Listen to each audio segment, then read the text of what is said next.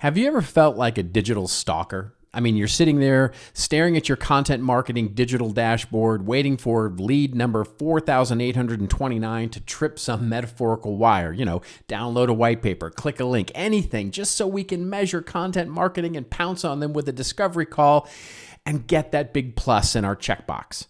Well, we've been treating our audiences a little bit like livestock in a processing plant for 20 years. I mean, we call it now the pipeline or the funnel, and we act like if we just squeeze that pipeline hard enough at the top, some customers will eventually pop out at the bottom. But what if I told you in content marketing that some of the most valuable people in our audience, the ones who might actually influence the marketing, might never buy a single thing from us? And what if I told you that by measuring clicks instead of trust only, well, you're essentially measuring the number of raindrops while ignoring the fact that the streets may be flooding outside.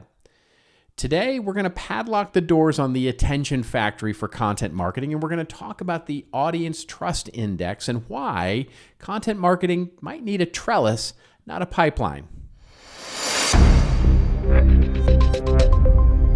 So welcome to part 2 of my working something out in real time. I'm thinking about the measurement of trust in content marketing, something that we give a lot of lip service to, but haven't really put a lot of practicality around.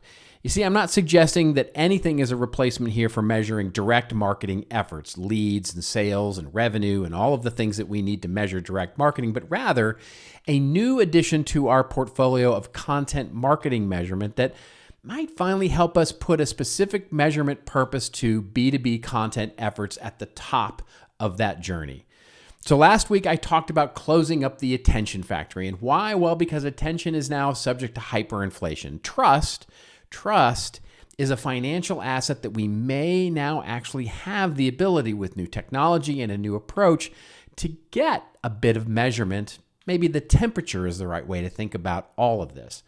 So the question becomes, okay, well, how do you measure a relationship without, making it like weird? So last week I introduced this idea of the audience trust index. And you can think of it like a clinical stethoscope for your brand.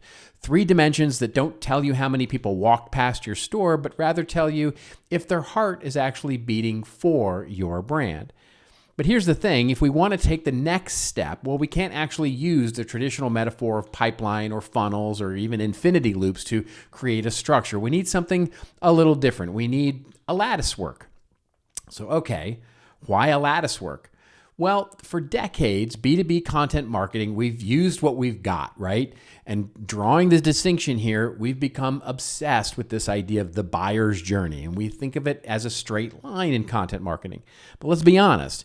Humans, when we create relationships with them, it's messy. When it comes to relationships with brands and or people, a relationship doesn't flow through a pipe. It doesn't flow neatly through a transactional, sort of infinity loop even. It grows across surfaces. You can think of it like a vine. It doesn't grow in a straight line toward your buy now button. It winds, it doubles back, it clings to whatever support it can find to move in the direction that you can try and orchestrate. Here's the scary part of that. 83% of our buyers, well, they're doing their researches in places where we can't necessarily track their transactions with content. In other words, our content marketing audiences, they're talking about us in Slack groups and Reddit threads and private dinners and events, and our tracking pixels can't see them handle and correlate those transactions to actual intent.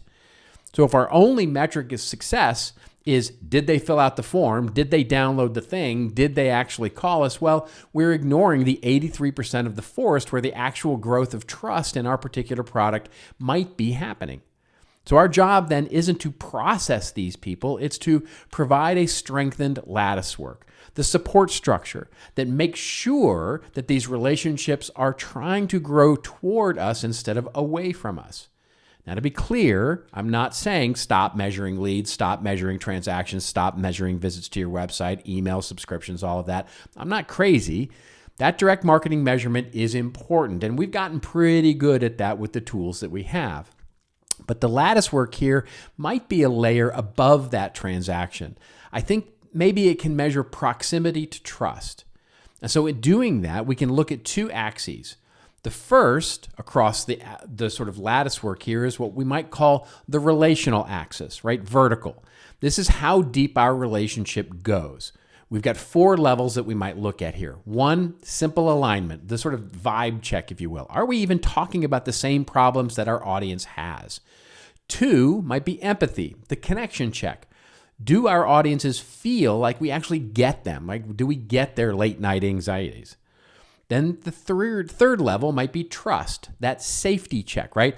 Are we consistent enough that they feel safe relying on us consistently over time for valuable information? Then 4th, the highest level might be advocacy, the partnership check, right? Are they defending us in those rooms that we can't see into? Then 2nd, we have the breadth axis, which is horizontal in this case. So that's looking at our influence or our temperature check across different stakeholders. Because of course in B2B, we don't just win over one person, one buyer. We have to win over the whole village, right? The buying committee or different personas, or we may even have different personas or ICPs that we're trying to reach. That's the breadth. We've got multiple personas and audiences to worry about. All right, so how do we score this? Well, we build cells in the lattice work. All right, so every time we can provide value, a new tendril of the vine of trust wraps around a square in our trellis. So each cell has 4 sides. And this is where I bring in the dimensions of the audience trust index that I talked about last week. So slide 1, that dimension 1 from last week, shared sentiment. Does this person feel like we've walked in their shoes? And we might give it a 0 out of 10 score. Side 2, the reciprocal utility. Did we actually help them do their job or solve a fear? 0 out of 10 again, maybe. Slide 3, predictable governance. Is our content consistent? Or are we thought leaders on LinkedIn but spammy salespeople in their inbox? Again, 0 out of 10. Side 4, and this is the new one that's from last week, is the proximity signal, kind of a wrap-up of the other 3. I call this the loud cue signal. Is the reply, the save, the share, the transaction we actually can see that sort of proves the resonance that we're talking about here. So let's look at a quick example of this. Say you're targeting a CFO in your business and you've reached them at the alignment level, right? But then we look at the scores. Okay, well, sentiment 7, it's a 7 and they like your perspective, right? It's good. Utility, though, is a 4. You gave them data, but you're seeing really a lack of interest in the next step, or it's not actually helping them reallocate their budget. You don't see that them actually taking that next step with your content. Governance might be an 8. Your newsletter is on point. It's solid. Feedback is that it's providing a ton of value, and you're getting the same feedback from your blog. You're getting the same feedback from the sales calls that your people are having with that content at that highest level. It's an 8. Proximity, it's a 5. They haven't replied, but they're spending a lot of time on your site. So here, our total is 24 out of 40. Our lattice work at that level might be a little bit shaky. But now, for the first time ever, well, we have a direction on where we might focus. And in this particular case, we don't need more content. We need more utility. We need to help that CFO do their job.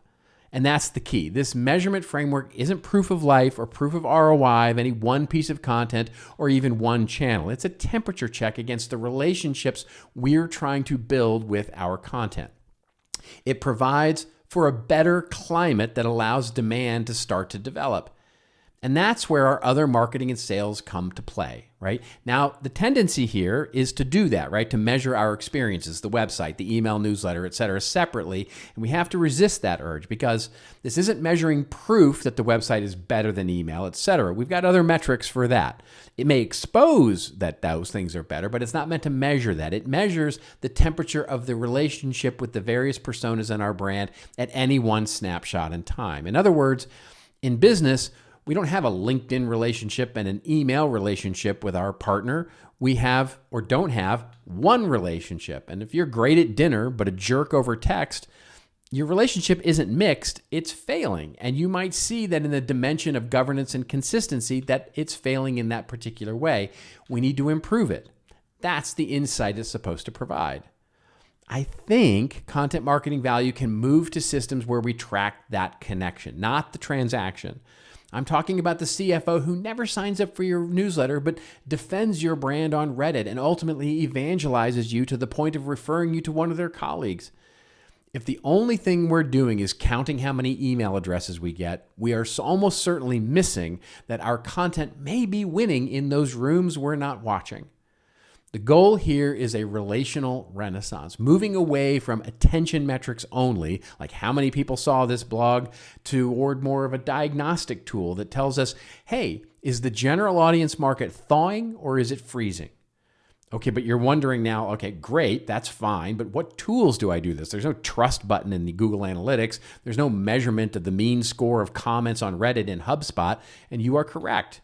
In part 4, I'm going to cover some of the tech, especially with AI now, agentic AI and CRMs, that can start to help us look at some of those more sentiment or intent-based sort of temperatures. That's in the final part. Next week, what we're going to do is we're actually going to build a measurement pyramid to show you how we actually work with those 1 through 10 scores in the actual cells themselves and show where we're actually building in the trellis to turn those loud cues into an approach that makes us, well, the best voice, the one that our audience trusts in the very noisy world. One last thought. Is this going to work? I don't know.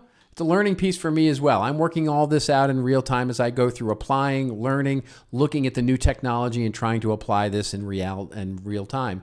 Some of this may fall apart, but it feels like there's something here. And so, yeah, that kind of feels in line with what this measurement is supposed to help with anyway. So check out the full article in the link. And basically, it's got all the scoring breakdowns, the charts that we talked about here today. In the meantime, it's your story. Let's go measure some trust, and that'll help us to tell it better. And I'll see you next week.